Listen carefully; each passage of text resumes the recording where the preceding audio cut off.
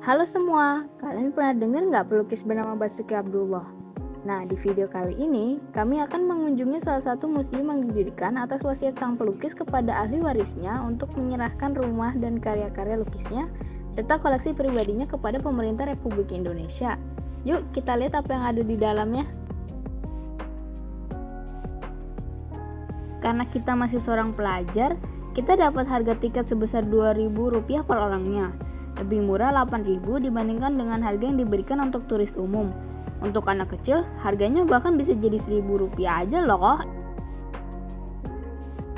Setelah kalian masuk ke dalamnya, kalian akan langsung disambut oleh karya-karya yang diserahkan untuk museum. Karya yang akan dipamerkan akan digilir setiap beberapa saat. Oke, tanpa lama lagi, ayo kita pergi ke main attraction-nya.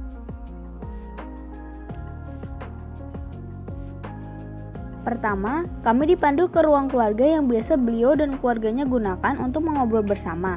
Terdapat beberapa lukisan terpajang di dinding yang masing-masing merupakan karya anggota keluarganya dan dirinya sendiri. Di sana terdapat juga koleksi dari beberapa jas, sepatu, dan aksesoris miliknya yang pernah dia pakai sebelumnya. Penjajah Belanda, beliau bisa mengalahkan pelukis-pelukis hebat tingkat dunia, terutama Eropa ya. Ketika ikut lomba, Pak Basuki Abdullah ternyata juara pertama, mengalahkan 87 pelukis Eropa. Luar biasa kan? Yang notabene pelukis Eropa tahu sendiri kan? Kita bagus-bagus. Di situ Pak Basuki Abdullah bisa mengalahkan pelukis-pelukis Eropa dan beliau juara pertama. Ya.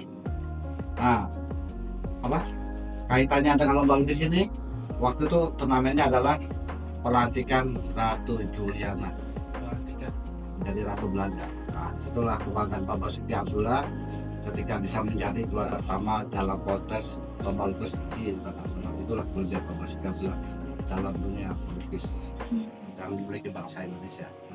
Ini Lukisan Pak Basuki Abdullah yang aslinya ada di Belanda, yang aslinya ini Pepo.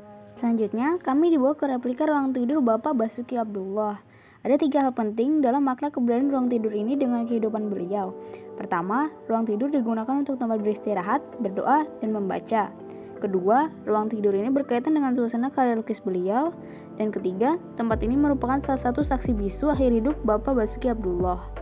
Tepat di depannya juga ini adalah saksi bisu saat Pak Basuki dibunuh oleh perampok. Ini perampoknya itu adalah kepala rumahnya sendiri. Ini senjatanya yang saat digunakan perampok untuk memukul kepala belakang Pak Basuki. Jadi ini sampai retak gitu. Sampai pantesan itu tengahnya agak sedikit atau. Ini jam tangan yang saat dicuri. Sebenarnya jam tangannya itu banyak, tapi yang dipajang ini hanya sebagian kecil. Oh. Sini juga ada jam tangannya. Ini masih ada bercak darah, cuma ini udah agak lama, jadi nggak kelihatan. Kan udah lama ya.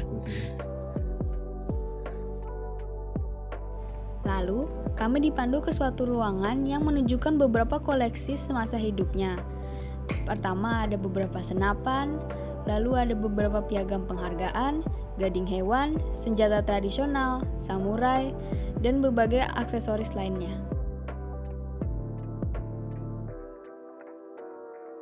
Sebelum naik ke lantai 2, kami mengunjungi ruang perpustakaan pribadi milik Pak Basuki.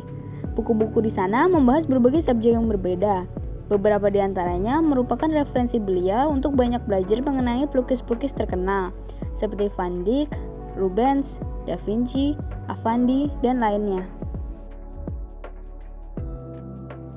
Setelah itu, kami akhirnya mulai perjalanan kami di lantai 2.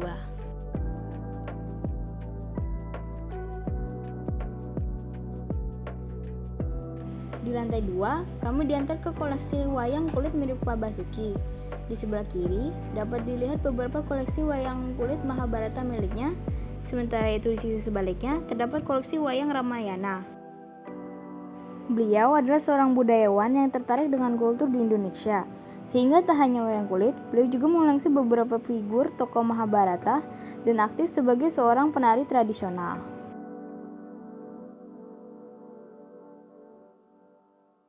Lalu kita masuk ke ruang keluarga Abdullah. Di dalamnya terdapat beberapa lukisan dan foto dari anggota keluarga beliau. Lukisan ini dibuat oleh saudaranya. Lalu lukisan selanjutnya merupakan self-portrait yang ia buat sambil menghadap ke cermin. Lukisan sungai ini juga dibuat oleh saudaranya. Di sana terdapat juga foto-foto dari anggota keluarga dekatnya.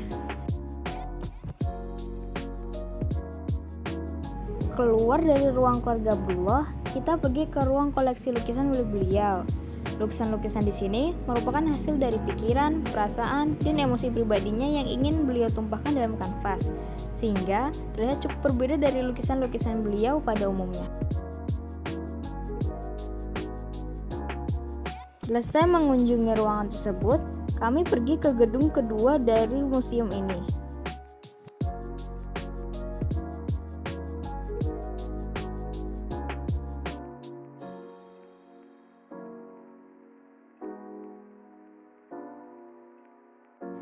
Di gedung 2, kami diperlihatkan alat-alat lukis milik beliau dan juga lukisan terakhir beliau sebulan sebelum kematiannya. Lukisan ini tidak memiliki judul resmi, namun diberikan nama Sa Wanita Sendu. Terakhir, kami akan melihat salah satu lukisan paling terkenal milik Bapak Basuki Abdullah. Atas ketenarannya, pelukis Basuki Abdullah tidak luput dari perhatian presiden saat itu, yaitu Bapak Soeharto. Menjelang pelaksanaan gerakan non-blok atau GNB, di mana Indonesia menjadi tuan rumah, Bapak Basuki diminta untuk melukis wajah para pemimpin GNB. Akhirnya, jadilah lukisan-lukisan ini yang memperlihatkan pemimpin-pemimpin negara GNB pada kala itu. Bapak Basuki Abdullah dikenal sebagai salah satu maestro lukis terbaik dari Indonesia. Beliau telah memenangkan banyak penghargaan dan mendapatkan kesempatan untuk menjadi pelukis bagi tokoh penting di berbagai negara. Hendaknya nama beliau selalu dikenang dan sudah sewajarnya kita melanjutkan legasinya dengan semangat berkarya di masa yang akan datang.